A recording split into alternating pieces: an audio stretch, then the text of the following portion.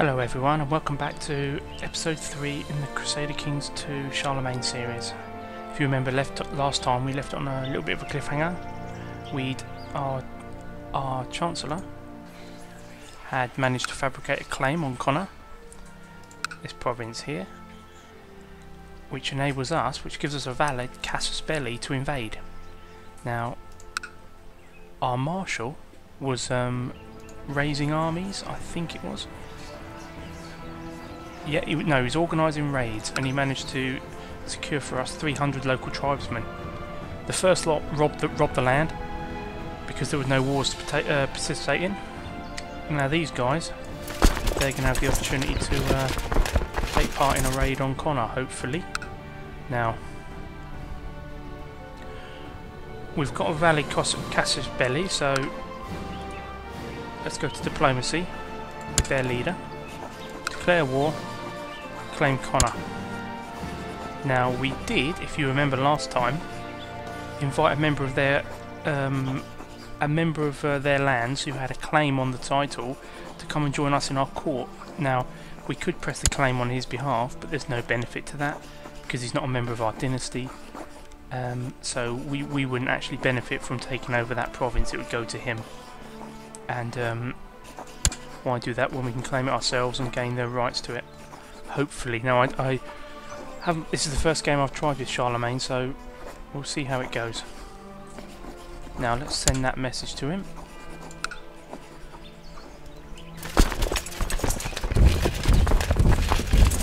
And we're going to send our locally raised tribesman army into Connor as well, and at the same time we're going to raise our own personal levies. Go to the military screen, fourth one along. We've got 312 available of a maximum of 359. We're going to raise them. New skins for the early tribal times. Right, now we can, as I said before in the last episode, we can appoint a leader here. Now this guy who currently leading it has got a skill of 3. If we can, we want to improve that. Now I could personally lead it. It's Iron Man, so there's no going back on it. But you know, this is quite a vital first battle. We do have an 8 there we could use, but I think we've got to get in there personally and take charge. What have we got in the army? 250 light infantry and 11 heavy infantry. 50 archers as well. Right, we're going to personally lead the army as well into the land of Connor. That's 600 men. Now if we look at his province, he's got a total of 350 men. We outnumber him 2 to 1. I'm anticipating an easy victory, but you never know. Let's start the timer and see what happens. He's raised 400 men. Now I'll just pause it there. The bar at the bottom is the morale. It's basically how likely they are to break, or, you know, in battle and things like that. Now, when you first raise them, the morale isn't as high as it could be. Now, we're at a little bit of an advantage there, and on top of that, we've got twice as many men. Now, if we click on it, we can see the battle as it started. This is the battle screen.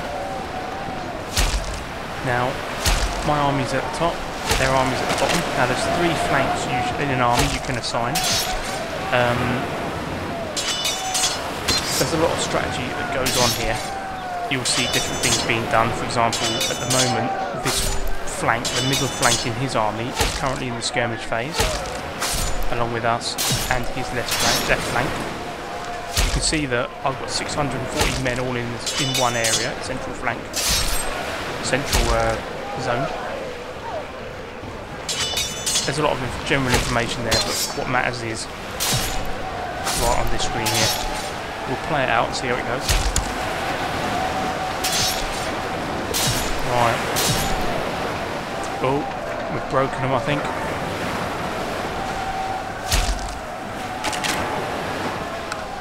Victory. Now, you can see the results of the victory there.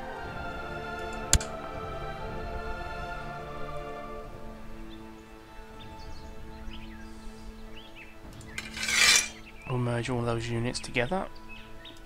Now, as there's no one here fighting us and we're in an enemy province, we're starting a siege. Now, when you go to a siege, if you click on the province that's currently being sieged, you can see that the attacker's there. That's the attack bar for the attackers, and we're reinforcing at the rate of nearly 10 men a week.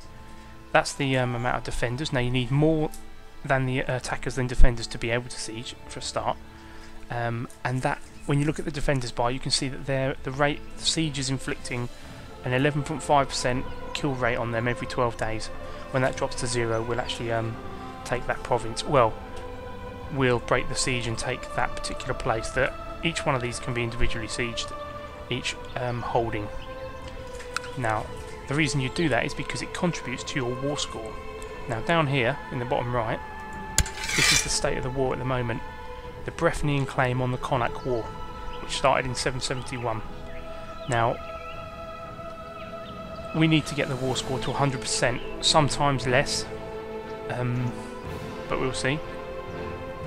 Winning that first battle, quite a vital battle, the Battle of Roscommon. Battle of Roscommon, that's actually a real place. That's given us 27% towards winning the war. Now,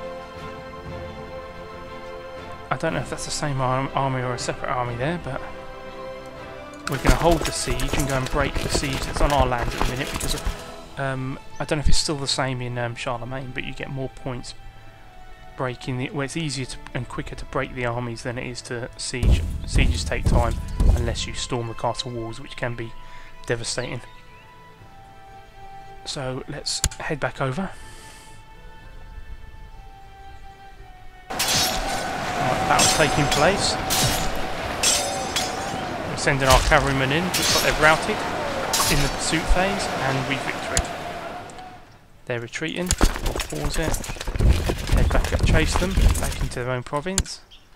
We're doing quite well at the moment. We've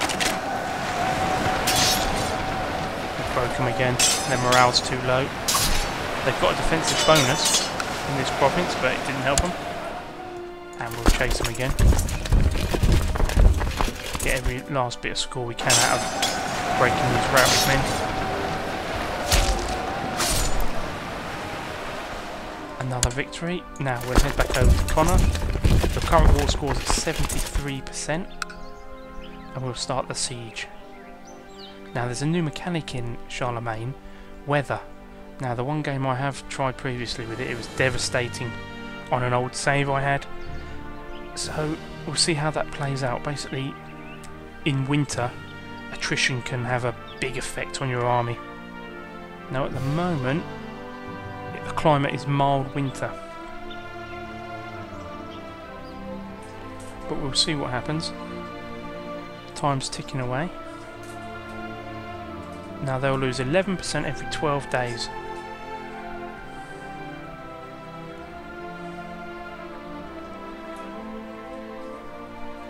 Now what you can do, we're at 73% at the minute, we could offer peace if he'll accept to enforce our demands.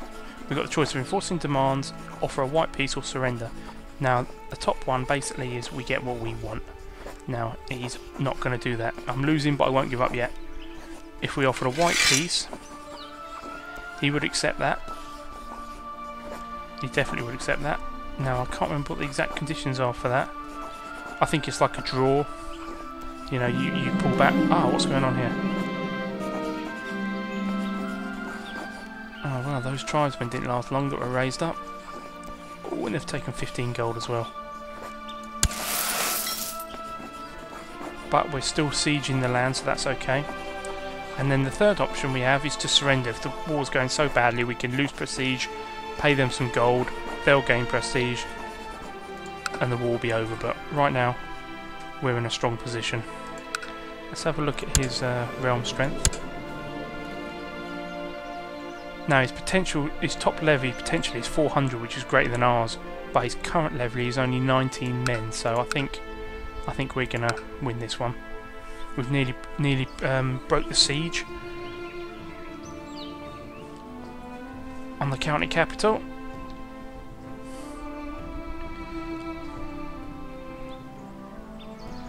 Right, excellent. 97% war victory. Now, it's got hash lines through it to show that we've won some sieges in that land. So we currently control the county capital. We don't control the bishopric, the church area there. Now we're currently sieging that. Or we would do if we had enough men. Okay, right. Now, as I said, we need more men than they've got there. Let's have a look at... He won't accept our demands. Okay. Right, let's pause it. Can we change our marshal?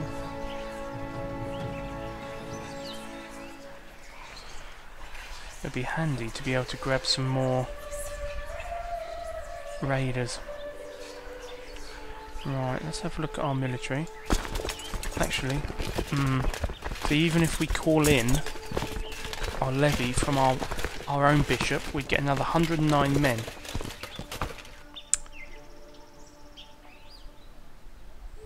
Right. Now that would put us...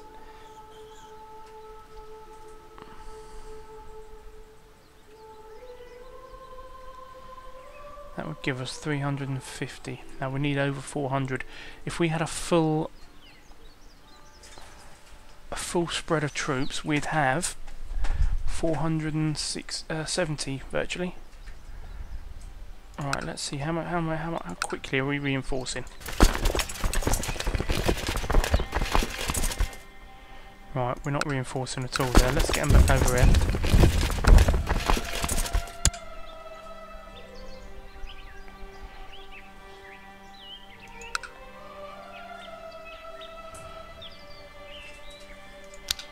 Let's get the timer going.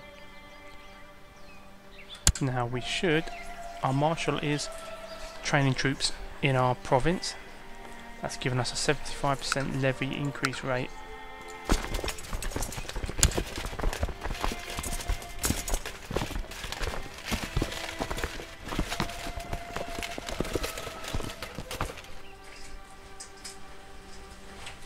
Right, now they've raised 31 men there.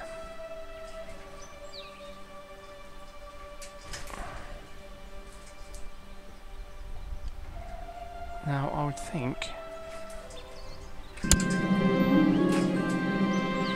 Let's pause that. My moodiness and tendency to lash out at people is getting worse. I slept too little and can't seem to stop worrying. There's a lot of pressure. I've gained the trait stressed. Right, okay. That's not a good one to get. Now...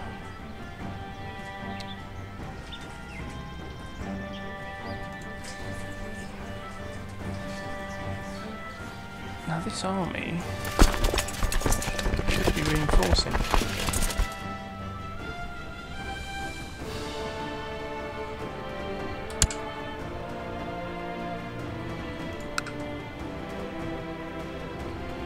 Could be because it's winter. Let's go over there and take his 31 troops. I don't know if it will give us 3%, but you never know. Alright, excellent. My careful manoeuvres in this battle have shown our patient nature to everyone. Gain the trait patient. So that counts as the stress one. Now he's got a defensive bonus in this province because of the river bordering his land. As you can see, oh, it's actually hills.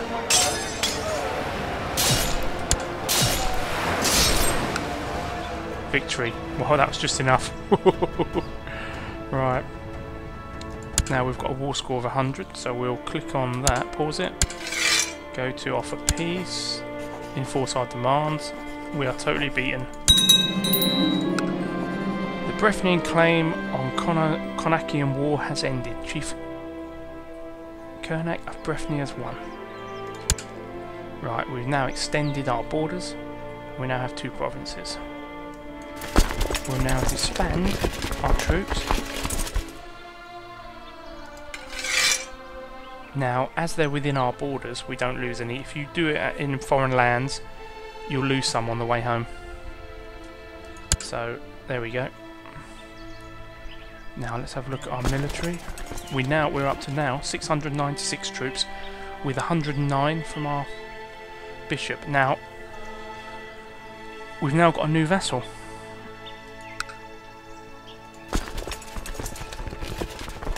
The Bishop of Connor. Now, he's not too particularly fond of us.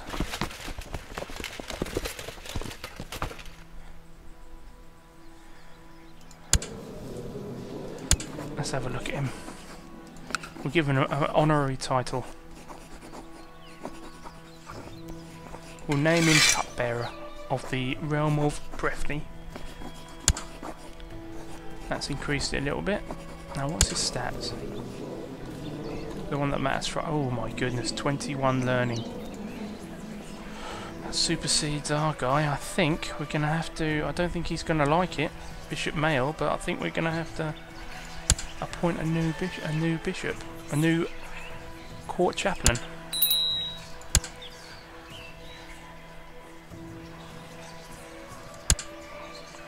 There we go.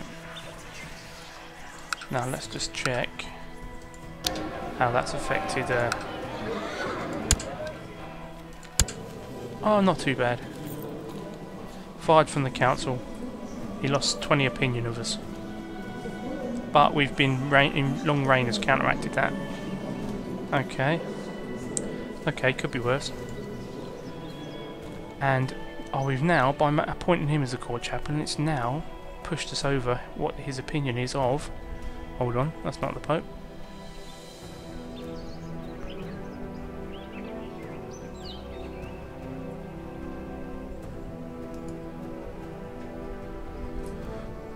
Alright.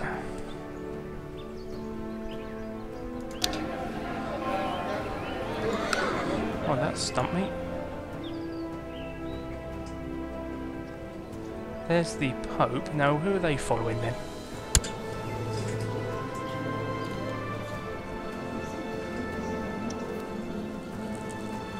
Alright, we'll figure that one out later.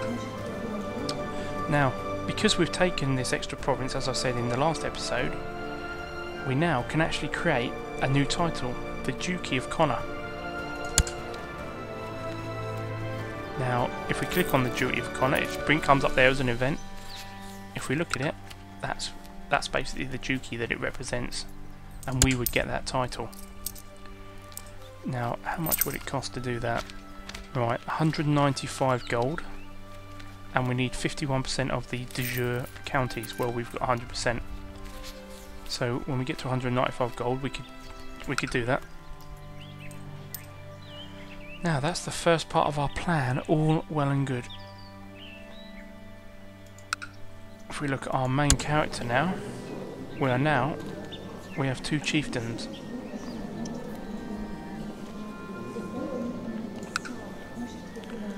Let's have a little look at what's surrounding us now.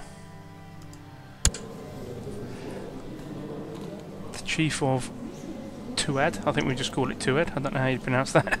Tuad hum num num. Right, let's have a look at his realm strength. 610. Kildara 411, and he quite likes us. Dublin, that was quite a large one if I remember the last time we looked. 550. Well, we're stronger than a lot of our neighbours at the moment.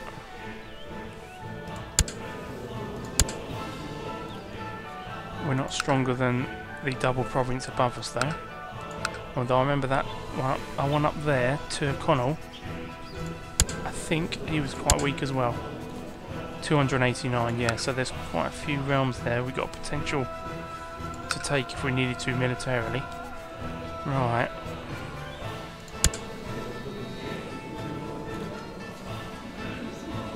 Okay. Now we have no children, if I remember rightly, yeah. Our son has had a son, so it looks like the line will continue.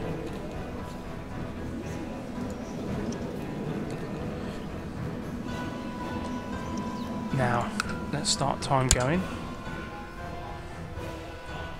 While we have a little look, I think we've no need to fabricate claims anymore in Connor. So we'll pull him out of there.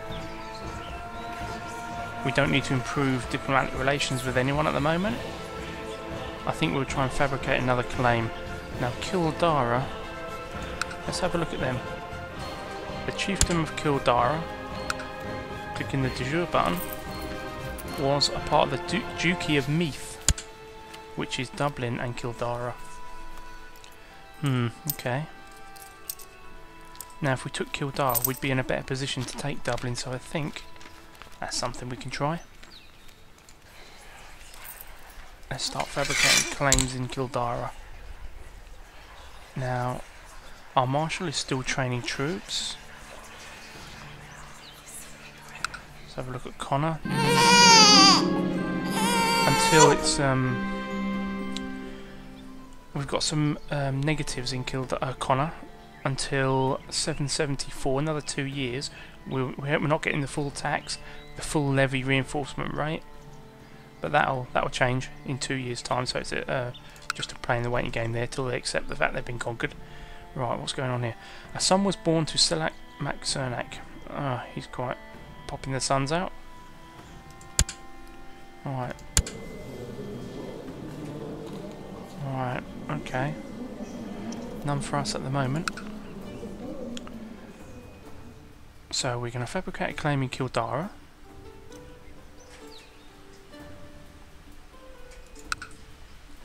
Let's have a look at the title. See if there's any claimants for it while we're here.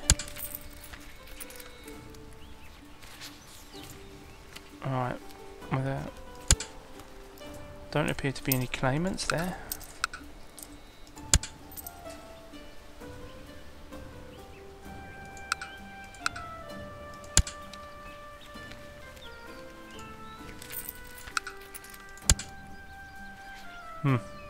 A lot of claimants to Connor. Something we might have to watch. Let's have a look at our intrigue, see what's going on there. Right. Now, that'd be something we should consider. We want to adopt feudalism and give up our tribal life. Right, about time. My wife's pregnant. Gain 5 prestige. Now if we adopt feudalism, one of the following must be true. We must have a feudal government, or all of the following must be true. Government is tribal, yeah, and we have a stone hill fort in Drom Athtiar. Right, that's the first thing. We'd have to have a stone hill fort in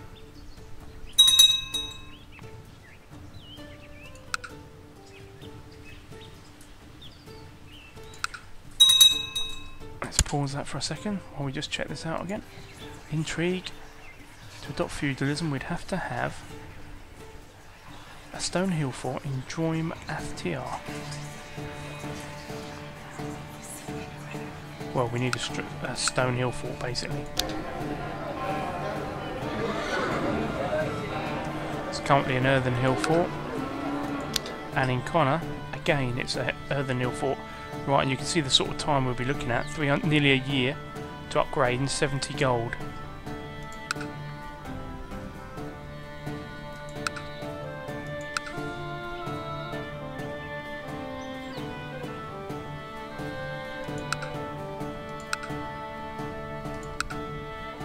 Now I'm thinking of moving to Connor.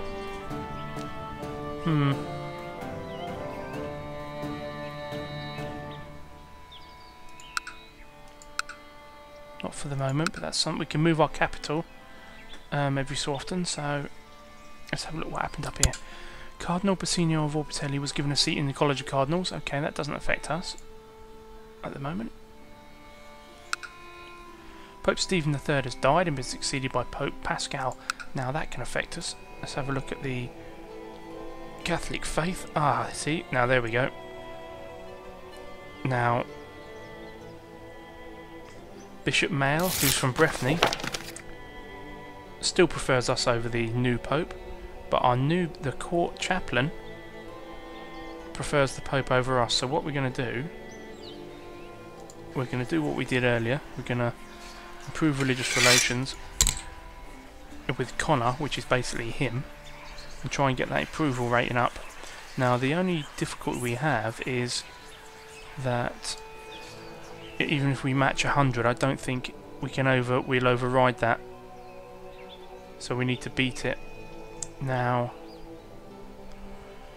we need to lower his opinion of the Pope.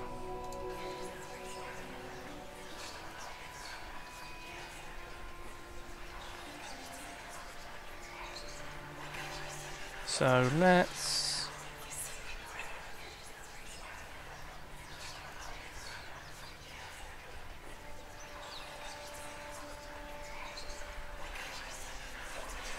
Chancellor.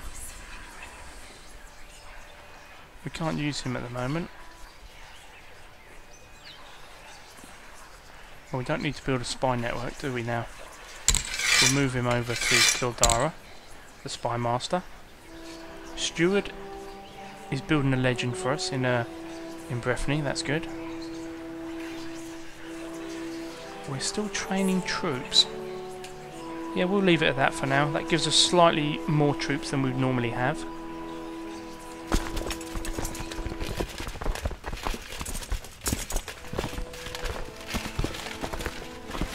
Yeah, and it's going to take us a couple of years for the levies to build up in Connacht. Anyway, right, let's have a look at this. What's here? My liege, since I arrived in Breffni, there has never been a shortage of soldiers reinforcing the troops stationed there. Under our guidance, they believe fame and fortune awaits them. Let us hope so. Breffni gains the levy reinforcements until August the 7th, 774, which is a year's time, which gives us a 50% levy reinforcement rate. Great. Now, what we do is we'll send our marshal over Connor.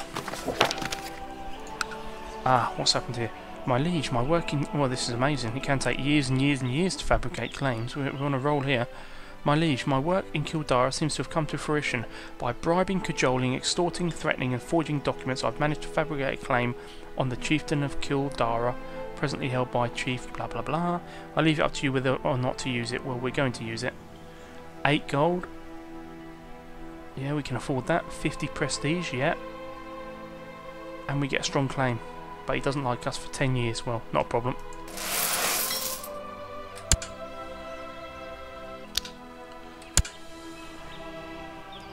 Right. Let's pause it there.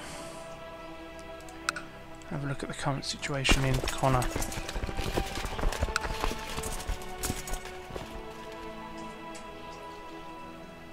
Now, we're looking till another just over 4 months, 4 or 5 months there before the penalties on our levy reinforcement and local tax will be lifted. Now we've got a claim for a good while, so I think we'll wait there till we get some more levies from Connor. But or we could use our marshal and try to raise some troops, some tribesmen. Okay, let's see what the state of his realm is. He has 358 compared to we've potentially got 451. I think we'll wait to be sure. We don't have to push that claim at the moment. Now we'll move our Chancellor on as well.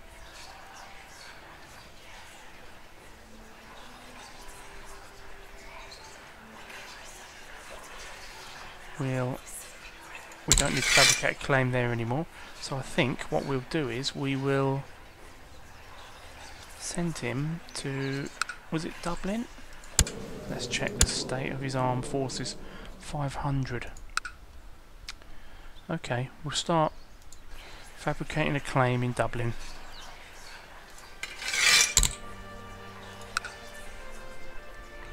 We'll also send the spy master.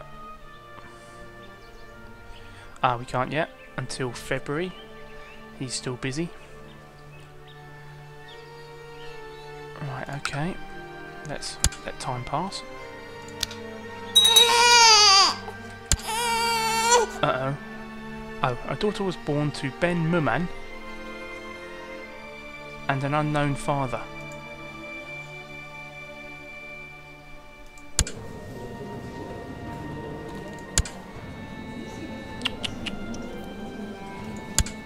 can't have that. We'll marry her off.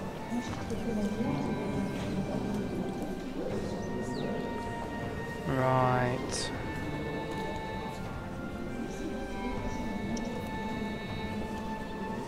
Actually, let's look at our courtiers.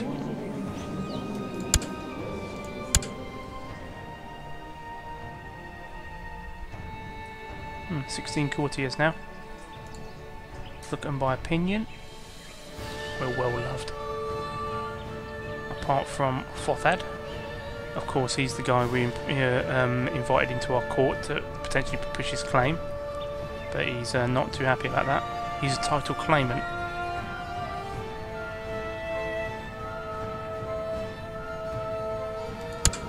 I think we'll arrange for a marriage between this courtier and Ben Muman. Right, now I think we'll call that it for this episode. Next episode we'll be pushing our claim for Kildara and then onwards to Dublin.